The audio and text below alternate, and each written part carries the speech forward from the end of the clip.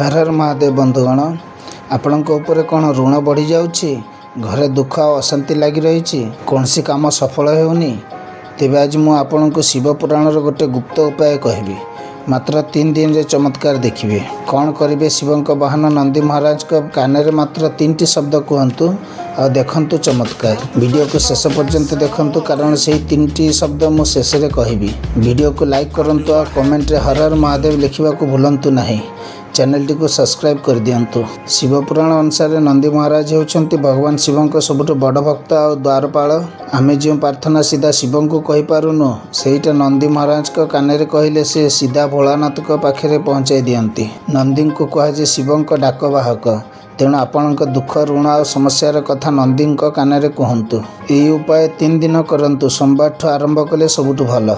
सकाळे स्नान कर धला वस्त्र पिंधतु शिव मंदिर को जाए जल और बेलपत्र अर्पण करंतु ओम नमः शिवाय 108 थर जप करंतु। एबे नंदी महाराज को पाखो जातु डाण कान धीरे धीरे आपण मनर कथा कहतु आ शेष रे 3टी शब्द कहतु। ध्यान रे शुणु बंधुगण नंदी महाराज को कान रे 3टी शब्द कहतु ऋण मुक्त कर। हाँ मात्र ये 3टी शब्द ऋण मुक्त कर यह कहवा पर मन रे मने मने भगवान शिवं को प्रणाम करंतु आ घर को फेरी आसंतु। यही उपाय को लगातार 3 दिन करंतु। शिवपुराण अनुसार यही उपाय कले ऋण शेष हुए बैंक लोन हो किंबा व्यक्तिगत ऋण शेष होबार रास्ता खोले आपणक दुख दूर हुए घर अशांति झगड़ा सब शेष हुए अटकी थिबा काम हुए चाकरी व्यवसाय उन्नति हुए नकारात्मक दूर हुए घरे सकारात्मक आ शांति आसे।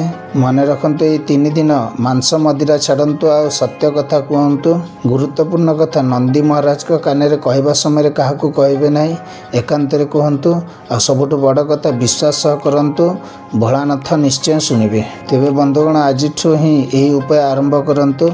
3 दिन पर आपण सह कौन चमत्कार है तले कमेंट रे निश्चय जनातु। वीडियो भल लगे लाइक करंतु शेयर करंतु आ एमिति आउ शिव उपाय पई चैनल टी को सब्सक्राइब करी बेल आइकन दबाई दियंतु। भेट होबा परवर्ती वीडियो रे से पर्यंत कहंतु हर हर महादेव जय नंदी महाराज।